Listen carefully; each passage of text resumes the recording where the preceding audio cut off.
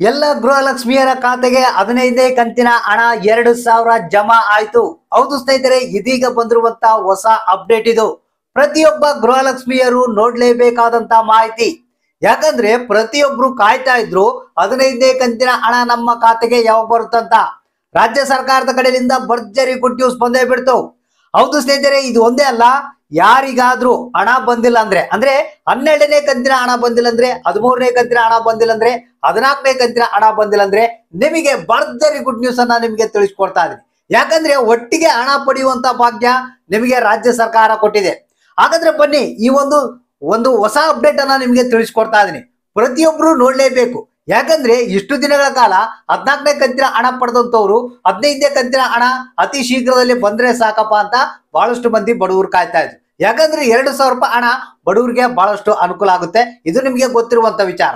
ಈಗಾಗಲೇ ರಾಜ್ಯ ಸರ್ಕಾರ ನಿಮ್ಗೆ ಗೊತ್ತಿರುವಂತೆ ಬಹಳ ಬೇಗನೆ 15ನೇ ಕಂತಿನ ಹಣವನ್ನ ಬಿಡುಗಡೆ ಮಾಡಬೇಕು ಅಂತ ಪ್ರತಿಯೊಬ್ರು ಈ ರಾಜ್ಯ ಸರ್ಕಾರ ಪ್ಲಾನ್ ಮಾಡಿತ್ತು. ಅದೇ ರೀತಿಯಾಗಿ ಈಗ 15ನೇ ಕಂತಿನ ಹಣವನ್ನ ರಾಜ್ಯ ಸರ್ಕಾರ ಬಿಡುಗಡೆ ಮಾಡೇ ಬಿಡ್ತು. ಹಾಗಾದ್ರೆ ಬನ್ನಿ, ಇದ್ರ ಬಗ್ಗೆ ಹೆಚ್ಚಿನ ಒಂದು ಡೀಟೇಲ್ಸ್ ನ ತಿಳಿಸ್ಕೊಡ್ತೀನಿ. ಇನ್ನು ನಿಮಗೆ ಯಾವ್ದಾದ್ರು ಹಣ ಪೆಂಡಿಂಗ್ ಇತ್ತಪ್ಪ ಅಂತಂದ್ರೆ ನಿಮಗೆ ಭರ್ಜರಿ ಗುಡ್ ನ್ಯೂಸ್ ಇದು. ಪ್ರತಿಯೊಬ್ರು ನೋಡ್ಲೇಬೇಕಾದಂತ ಮಾಹಿತಿ. ಯಾಕಂದ್ರೆ ಅಷ್ಟು ಇಂಪಾರ್ಟೆಂಟ್ ಆಗಿರುತ್ತೆ ಈ ಒಂದು ಮಾಹಿತಿ. ಪ್ರತಿಯೊಬ್ರು ಪೂರ್ತಿಯಾಗಿ ವಿಡಿಯೋನ ನೋಡಿ ಆದಷ್ಟು ಮಂದಿಗೆ ಈ ಒಂದು ಮಾಹಿತಿಯನ್ನ ಶೇರ್ ಮಾಡಿ. ಹೌದು ಸ್ನೇಹಿತರೆ, ಇದೀಗ ಬಂದಿರುವಂತ ಗೃಹಲಕ್ಷ್ಮಿ ಯೋಜನೆಯ ಹೊಸ ಅಪ್ಡೇಟ್ ಇದು. ಮೊದಲಿಗೆ ನಾನು ನಿಮಗೆ ತಿಳಿಸ್ತಿರೋದೇನಪ್ಪ ಅಂತಂದ್ರೆ, ಇಲ್ಲಿವರೆಗೆ ಯಾರಿಗಾದ್ರೂ ಹಣ ಪೆಂಡಿಂಗ್ ಇದ್ರೆ ಅವರಿಗೆ ಬಂಪರ್ ಕೊಡುಗೆ ಅಂತಾನೆ ಹೇಳ್ಬೋದು. ಯಾಕಂದ್ರೆ ರಾಜ್ಯ ಸರ್ಕಾರ ಅದ್ಭುತವಾದಂತ ಪ್ಲಾನ್ ಅನ್ನ ಮಾಡಿದೆ. ಏನಪ್ಪಾ ಅಂತಂದ್ರೆ, ಯಾರಿಗೆ 12ನೇ ಕಂತಿನ ಹಣ ಬಂದಿಲ್ಲ, 13ನೇ ಕಂತಿನ ಹಣ ಬಂದಿಲ್ಲ, 14ನೇ ಕಂತಿನ ಹಣ ಬಂದಿಲ್ಲ, ಒಟ್ಟಿಗೆ ಅವರಿಗೆ ಹಣವನ್ನ ರಿಲೀಸ್ ಮಾಡೋದಕ್ಕೆ ಎಲ್ಲ ಸಿದ್ಧತೆಯನ್ನ ಮಾಡ್ಕೊಂಡಿದೆ. ಒಟ್ಟಿಗೆ ಹಣವನ್ನ ರಿಲೀಸ್ ಮಾಡ್ತಾ ಇದೆ.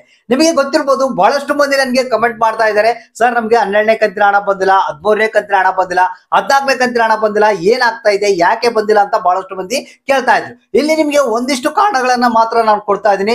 ಇಲ್ಲಿ ಏನಪ್ಪಾ ಅಂತಂದ್ರೆ, ಕೆಲವರಿಗೆ GST ಪೇರ್, ಟ್ಯಾಕ್ಸ್ ಪೇರ್ ಅಂತ ತೋರಿಸ್ತಾ ಇತ್ತು.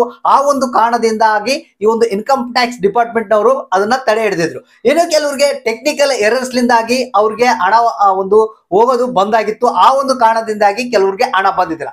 ಸೊ ಒಟ್ಟಾರೆಯಾಗಿ ಏನೇ ಕಾರಣ ಇರಲಿ, ಬಡವರು ಇದ್ರೆ ಅವರಿಗೆ ಈ ಒಂದು 12, 13, 14ನೇ ಕಂತಿನ ಹಣ ಏನ್ ಪೆಂಡಿಂಗ್ ಇತ್ತು ಒಟ್ಟಿಗೆ ಹಣವನ್ನ ಇವತ್ತ ರಿಲೀಸ್ ಮಾಡ್ತಾ ಇದ್ದಾರೆ. ಅಂದ್ರೆ ಕೆಲವರಿಗೆ 4,000 ಬರ್ಬೋದು, ಇನ್ನು ಕೆಲವರಿಗೆ 6,000 ಬರ್ಬೋದು. ಅಂದ್ರೆ 2 ಕಂತುಗಳ ಹಣ ಪೆಂಡಿಂಗ್ ಇದ್ರೆ ನಿಮ್ಗೆ 4,000, 3 ಕಂತುಗಳ ಹಣ ಪೆಂಡಿಂಗ್ ಇದ್ರೆ ಒಟ್ಟಿಗೆ 6,000 ಹಣ ಬರ್ತಾ ಇದೆ. ಈಗ ಮೇನ್ ಟಾಪಿಕ್ ಏನಪ್ಪಾ ಅಂತಂದ್ರೆ 15ನೇ ಕಂತಿನ ಹಣ ಬಿಡುಗಡೆ ಬಗ್ಗೆ.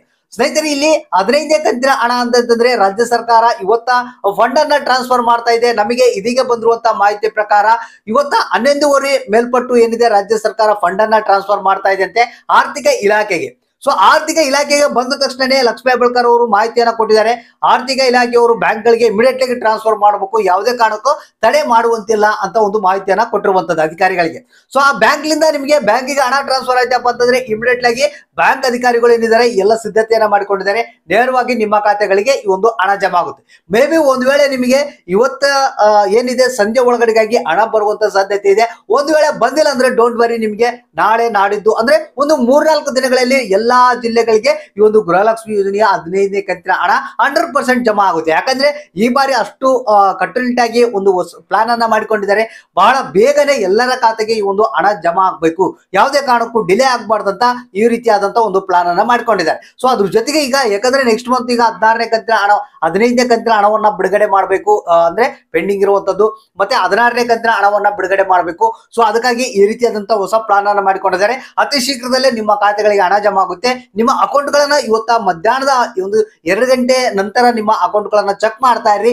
ನಿಮ್ಮ ಖಾತೆಗೆ ಹಣ ಬಂತಾ ಇಲ್ಲ ಅನ್ನೋದನ್ನ ತಪ್ಪದೆ ನಮಗೆ ಕಮೆಂಟ್ ಬಾಕ್ಸ್ ಅಂತ ತಿಳಿಸಿ.